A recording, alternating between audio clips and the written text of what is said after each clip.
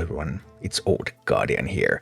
The Hearthstone balance patch on Tuesday did end up changing the meta quite a bit.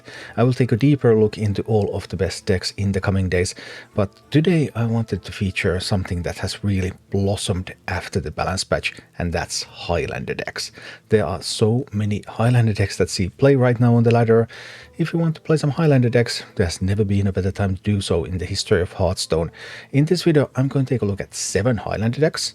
The number 6 and 7 decks are, well, sort of viable. They're hovering at around 50%, a little bit above, a little bit below. I wouldn't really climb with this, but that means that the top 5, there's 5 Highlander decks. There's 5 Highlander decks that you can use to climb the ladder right now. And these 2 you could also try. I don't guarantee the results on these 2. But anyway, let's take a look at the top 7 best Highlander decks in Hearthstone after the balance patch. And at number 7 we have the Reno Demon Hunter, because hey, why not? Reno just carries. Reno is an incredibly strong card. Reno is a card that typically when you're playing a Highlander deck, you keep Reno in your mulligan. Yes, it's an 8 cost card, and yes, you're going to keep it in your mulligan. That's how strong Reno is. The Demon Hunter deck, what Demon Hunter deck has in addition is Gunslinger Curtress. And Gunslinger Curtress is going to shoot away some win conditions from your opponent's hand, so that gives the deck some ways to remove win conditions and then just Reno your way to victory yourself. And coming in at number 6 we have Highlander Warlock. Highlander Warlock, well, this is no snake warlock, that's for sure. You can barely get a snake. I mean, you have 4 excavate cards, you can excavate 4 times, you can get a snake. And then you have Drum Conductor Jerry. And Drum Conductor Jerry is one of the weakest performing cards in this deck, so it's actually also not that awesome. I'm not sure if the excavation package even belongs here, but the individual excavation rewards do seem to give the deck a good tempo in the early game, so maybe the individual excavation cards like Cobalt Miners and stuff are just a little bit better than the main reward cards there.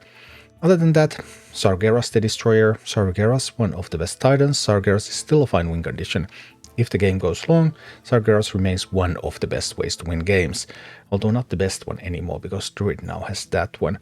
And of course, the deck has Reno, Lone Ranger, and basically the deck is getting carried by Reno. You have some big stuff that you can do, you have some Sargeras things you can do, you have some removal that allows you to survive, and then you have Reno, and then you win games. At least around half the time, sometimes a little less than half the time. But as we get to number 5, we get to Highlander decks that are actually capable of climbing this ladder, and number 5 is Highlander Paladin. Paladin can maintain aggression even without duplicates. Paladin just has such an abundance of really good high-value, low-cost minions that they can just keep playing stuff and boom. The deck is also still a pure Paladin, like all of that in a Highlander deck with only Paladin class cards. How is that even possible? I don't know, but it just is. Paladin has such a great selection of cards available. So it's a pure deck, so it can have counters value. Obviously there is Reno, yeah, Reno is the best card in the deck, no doubt about that. And then Paladin has the Highlander synergy card, Spirit of the Badlands, which can give you infinite copies of other minions in your deck. It's okay. It's not great, actually. It's okay. It's a good card, but it's not one of the absolute best cards in the deck. You're more likely to win a game if you can get a good curve and you just play like a Paladin. And then maybe use Reno to clear the opponent's board at the crucial time or something like that. But Spirit of the Badlands, it's still fine.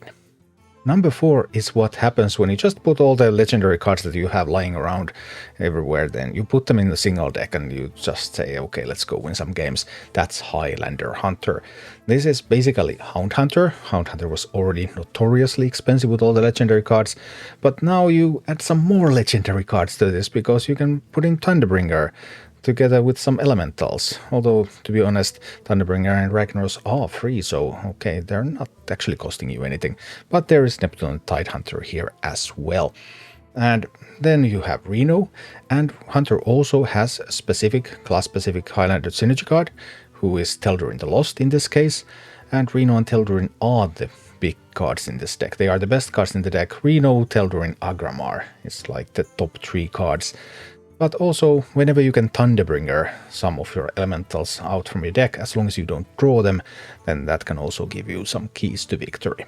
And the third best Highlander deck in the game right now is Highlander Druid, because Highlander Druid has the best infinite value generator in Hearthstone at the moment, and that's Rheastraza, who is going to just keep giving you infinite cheap dragons. Just wonderful. Your plan overall, you ramp to Reno, to Rheastraza, and then you win games. Highlander Druid is not higher because Highlander Druid is a little bit one-dimensional. Highlander Druid definitely has some issues with removal. I mean, you have Yoxaron, of course, you have Reno, you have stuff that can help you remove boards, but unless you find your ramp, then it's going to be a little awkward because they come in a little late and then you might be dead at that point. But still, you're ramping enough to get to those cards and then winning games that Highlander Druid is still performing really well on the ladder. And the number 2 Highlander deck in the game right now is Highlander Blood Death Knight. Who would have imagined this day? I actually played a version of this deck on the ladder. It is a tremendously fun deck when it works. It has some really powerful cards because there's Reno. Vampiric Blood is really crazy, all that additional health. You have a second copy of Vampiric Blood in your ETC in this list, by the way, so even more health. The Primus is one of the strongest Titans. You have a slow win condition in Alexander's Mograine, so your opponent is going to take damage every turn from here to eternity. You have Patchwork, so Patchwork can remove threats on the board. In hand, in deck, Patchwork can just remove threats from everywhere. There's Steam Cleaner in the ETC, so that you can fight against plagues and you can fight against framesters. So overall, a very flexible, very powerful deck, and currently the second strongest Highlander deck in the game. But the strongest Highlander deck in the game is actually Highlander Shaman, and who would have guessed that? And Dr. Holiday. I really thought Dr. Holiday would not be strong enough, would not be fast enough, but Dr. Holiday is actually the highest win rate card in Highlander Shaman. Dr. Holiday is stronger than Reno.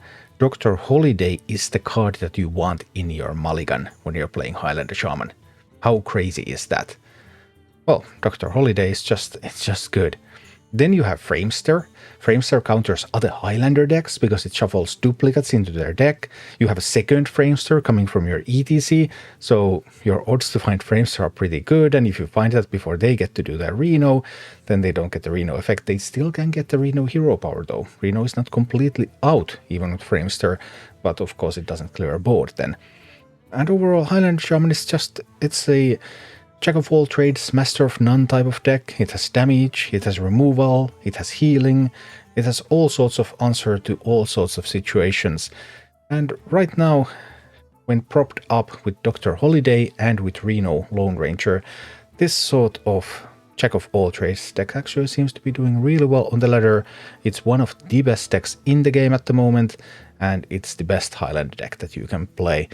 But there's multiple Highlander decks available right now. 7 decks featured in this video, 2 of them performing kind of mediocre, but 5 of them capable of climbing the ladder, with Highlander Shaman coming on top. Thank you for watching. Click like and subscribe if you enjoyed this, and a special thanks to all of my Patreon supporters, YouTube members and Twitch subscribers who make all of these videos possible.